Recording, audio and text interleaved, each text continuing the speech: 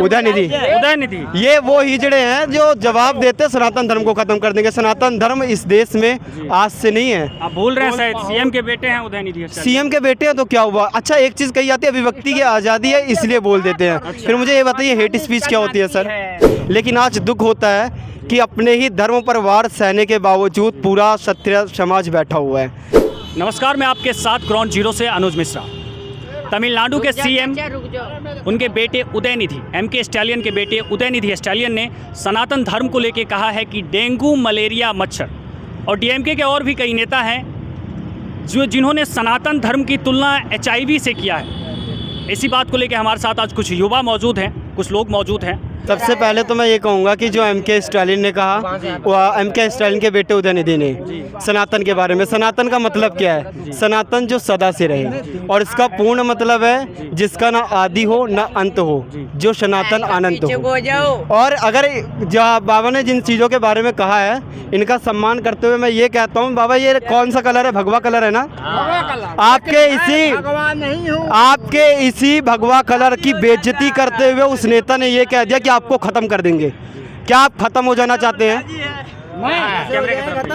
खत्म हो जाना चाहते हैं बाबा? कैसे बताइए? अच्छा, डीएमके के और एक तो मैं ये कहना चाहूँगा, ये जो ऐसे नेता, पहले नेता नहीं, इन लोगों को मैं हिजड़ा कहना चाहूँगा। ये ऐसे हिजड़े जो आकर के जो जवाब देते हैं सनातन धर्म को खत्म कर देंगे। ये सनातन धर्म को कितना जानते हैं? कौन है?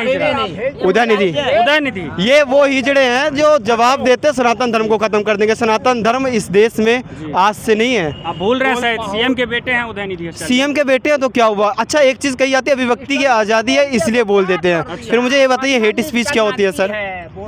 फिर इसके बाद हेट स्पीच क्या होती है? अगर अभिव्यक्ति की आज़ादी है और सनातन धर्म के बारे में जो बात कर रहे हैं, जो लोग सनातन धर्म के बारे में बोल रहे हैं, सनातन धर्म आज का नहीं है। सनातन धर्म उस समय का जब इस ब्रह्मांड का निर्माण हुआ था, जब ये ब्रह्मांड बना था ब्रह्मा जी के हाथों से। और सनातन धर्म को ख़त्म करने के लिए 800 साल पहले इनके अब्बू जान आए थे मुग़ल, जिन्होंने ख़त्म करने की बात करी, लेकिन वो ख़त्म हो गए और इस देश से चले गए, लेकिन सनातन धर्म नहीं ख़त्म हुआ। उसके बाद है 200 साल राज किया इस देश को, ईसाई देश तब्दील कर देने में अंग्रेज़ों ने, वो भी ख़त्म हो गए, इस देश को छोड़कर चले गए, लेकिन सनातन धर्म नहीं मिट पाया। अच्छा, आज बताइए विकास भाई, अगर वैसे किसी और धर्म को लेकर टिप्पणी की जाती है तो अब तक तो फतवा जारी हो जाता है, बहुत से लोग उस पर मारकाट पे उतर आते हैं, लेकिन हिंदू धर्म की आस्थाओं के साथ मजाक बनाया जाता है हर बार। उनको HIV कहा जाता है, उनको डेंगू मलेरिया कहा जाता है। इस तरह के बयान पे क्या आप लोग अभी तक चुप रहेंगे? इस तरह के बयान पे आप कुछ नहीं कहना चाहेंगे सर? पहली चीज़ तो मुझे दुख होता है ये चीज़ें देख करके कि जब सनातन धर्म के अंदर जितनी भी जातियाँ हैं, इनमें से अगर मैं एक एक की भी बात करूँ, एक क्षत्रियों का इतिहास था, जिस इतिहास में ये कहा जाता था कि क्षत्रिय का सर अलग हो जाता था, लेकिन धड़ लड़ता रहता था। लेकिन आज दुख होता है कि अपने ही धर्म पर वार सहने के बावजूद पूरा क्षत्रिय समाज बैठा हुआ है। उसके बाद एक ये भी उस समय ये भी कहा जाता था, इतिहासकार आज भी इतिहास के सुनहरे पन्नों पर दर्ज है कि किस तरीके से ब्राह्मणों के वेदों ने अपना वेदों से किस तरीके से ये देश विश्व गुरु बना था एक समय पर। लेकिन दुख होता है जब देश के इसी सनातन धर्म पर प्रहार हो और वो ब्राह्मण समाज भी बैठा रह जाए। और जब दुख होता है जब एक वैश्य समाज और शूद्र समाज भी सिर्फ इस इंतजार में बैठ जाए कि कोई राजनीतिक पार्टी कुछ तो टिप्पणियां करे इस पर, लेकिन सभी राजनीतिक पार्टियों की टिप्पणियों पर शांत बैठे हुए हैं। अच्छा, बताइए, एक चीज़ आपसे पूछना चाहूँगा, वैसे तो विपक्ष बहुत बुखलाई हुई रहती है, वैसे तो विपक्ष बड़े बड़े बातें करती है हिंदू को और हिंदुत्व को जोड़ने की, लेकिन इस बयान के बाद विपक्ष के कोई भी बड़े नेता आगे होकर कुछ भी अभी तक बयान नहीं दिया। इस पे क्या कहना? और सबसे ज़्यादा मुझे शर्म आती है उस इंडिया पार्टी के अलायंस में कांग्रेस को शामिल होता हुआ देखकर। जिस कांग्रेस पार्टी ने गुजराल की सरकार में कांग्रेस की समर्थन से 1977 में गुजराल की सरकार चल रही थी कांग्रेस के समर्थन से। जब एक सिख का एक रिपोर्ट जारी हुई, उसमें ये पता चलता है कि राजीव गांधी की हत्यारों में डीएमके के कुछ नेता भी शामिल थे। उस समय कांग्रेस ने ये मांग करी कि या तो गुजराल सरकार अपने मंत्रियों को वहाँ से इस्तीफा दे करके निकाल दे, बर्खास्त कर दे, वरना हम अपना समर्थन वापस ले लेंगे। गुजराल सरकार का सीधा सीधा कहना था हम डीएमके की किसी भी पार्टी के नेता को नहीं निकालेंगे। अच्छा, मुझे शर्म आती है आज राहुल गांधी और सोनिया गांधी तो उस समय राहुल गांधी तो छोटे रहे होंगे 1976 में, लेकिन सोनिया गांधी के ने अपने पति का मरा हुआ चेहरा देखा था। आखिर वो उन्हीं हत्यारों के साथ में अलायंस करके कैसे बैठी हुई है उस पार्टी में। अच्छा जी। डीएमके के कुछ नेता उस टाइम पर कांग्रेस का ये कहना था कि हम कुछ भी हो जाए लेकिन डीएमके के साथ में कभी अलायंस नहीं करेंगे। लेकिन आज वही कांग्रेस जब शामिल होती नज़र आती है तो समझ में आता है राजनीतिक हलचल भी राजनीतिक दलों से क्या क्या करवा देती है। कभी किसी बेटे के पिता के हत्यारे उसमें शामिल हो जाते हैं और बेटा शामिल होकर के उस पार्टी को सपोर्ट करता है। अच्छा, जब से इन्होंने ये विवादित बयान दिया है कि सनातन धर्म डेंगू मलेरिया है, तब से जो है लोग बाग सोशल मीडिया पे तो हमने ऐसी भी वीडियो देखा है जहाँ पे औरतें उनको चप्पलें दिखा रही हैं, मर्द उनको जूता दिखा रहा है। तो आपको क्या लगता है कि एक वरिष्ठ जो मंत्री के बेटे हैं उनके साथ ऐसा वार्तालाप, ऐसे व्यवहार सही है? वरिष्ठ नेता से क्यों होता है जब देश के अंदर एक वरिष्ठ नेताओं को नेता बनाता कौन है? जनता बनाती है। सीएम के बेटे हैं तो क्या हुआ? और इन सीएम को इस्तीफा देना भी तभी पड़ता है जब ये जनता उन पर हावी होती है।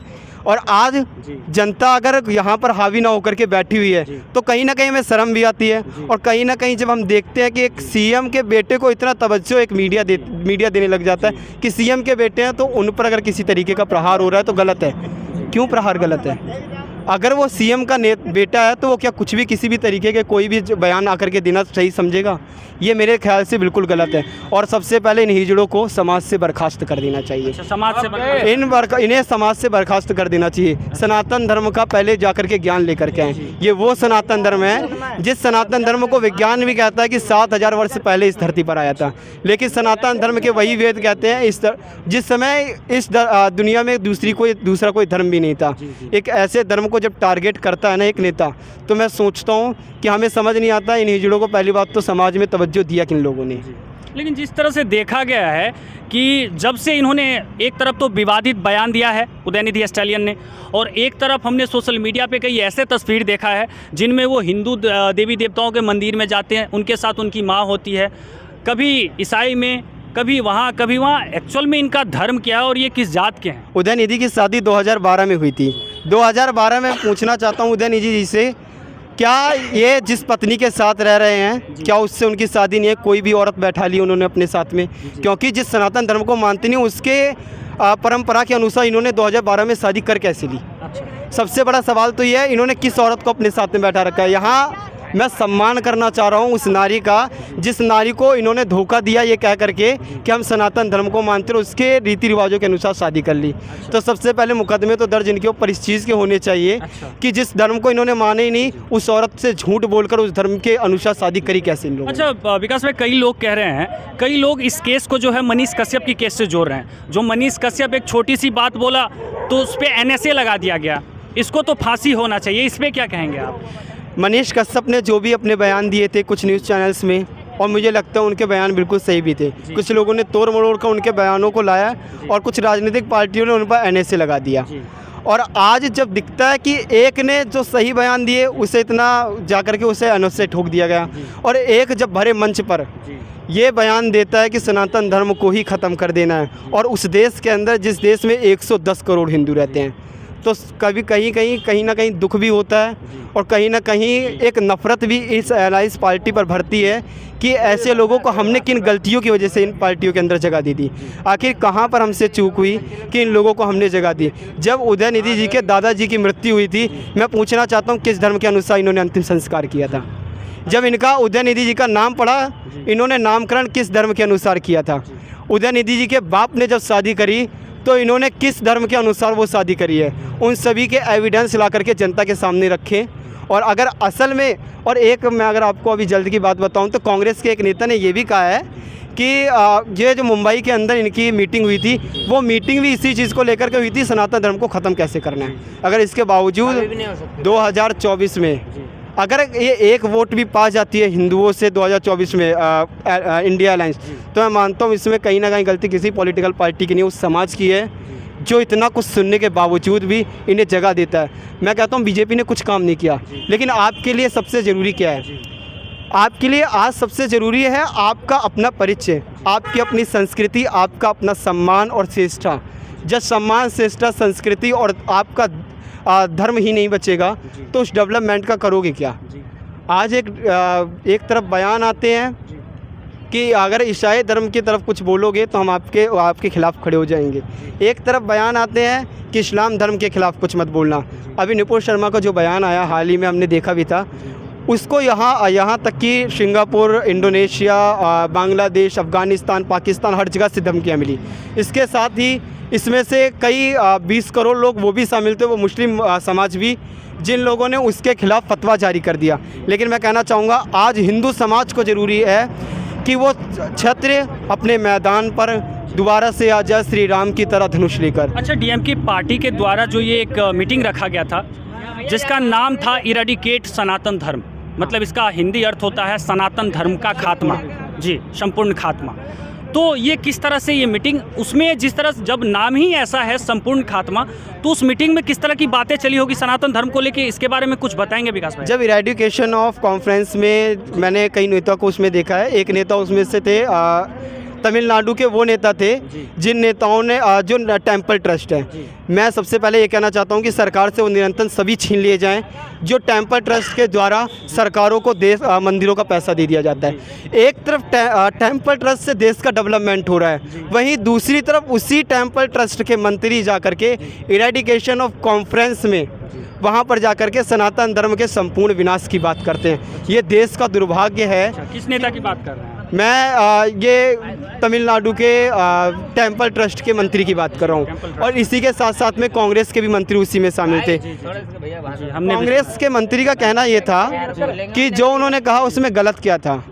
मैं ये कहना चाहता हूँ अगर उसमें कुछ भी गलत नहीं था तो साफ साफ एक कॉन्फ्रेंस बैठाई जाए इंडिया अलायंस की, और हमें साफ साफ ये बताया जाए बेंगलोर, दिल्ली और मुंबई के अंदर जो इनकी मीटिंग हुई है वो क्या इरेडिकेशन ऑफ कॉन्फ्रेंस के ऊपर ही लेकर के हो रही हैं। और दूसरी चीज़, आपने अगर फ़िलहाल में न्यूज़ सुनी हो तो अभी कल इंडिया अलायंस ने एक और रिपोर्ट निकाली है जिसमें से 14 पत्रकारों को बैन कर दिया गया है। 14 पत्रकार कि अब अगर इस टाइम पर किसी भी ये अभी स्टेटमेंट पूरी तरीके से जारी नहीं किया कि कौन कौन से पत्रकार उसमें हैं, अगर आपके सामने ये अगर इन पत्रकारों के साथ में किसी भी चैनल के पत्रकार के साथ में किसी भी पार्टी का प्रवक्ता बैठा हुआ मिल जाता है तो समझ जाइएगा कि वो प्रवक्ता इसलिए वहाँ पर बैठा हुआ है क्योंकि उस पत्रकार ने ऑलरेडी उनसे खुद अलायंस कर लिया कि उन्हें सवाल कौन से पूछने हैं कौन से नहीं पूछने। टोटल 14 पत्रकार पे जो है, हाँ, 14 पत्रकारों को वहाँ पर इंडिया अलायंस ने बैन किया है। शर्म आती है।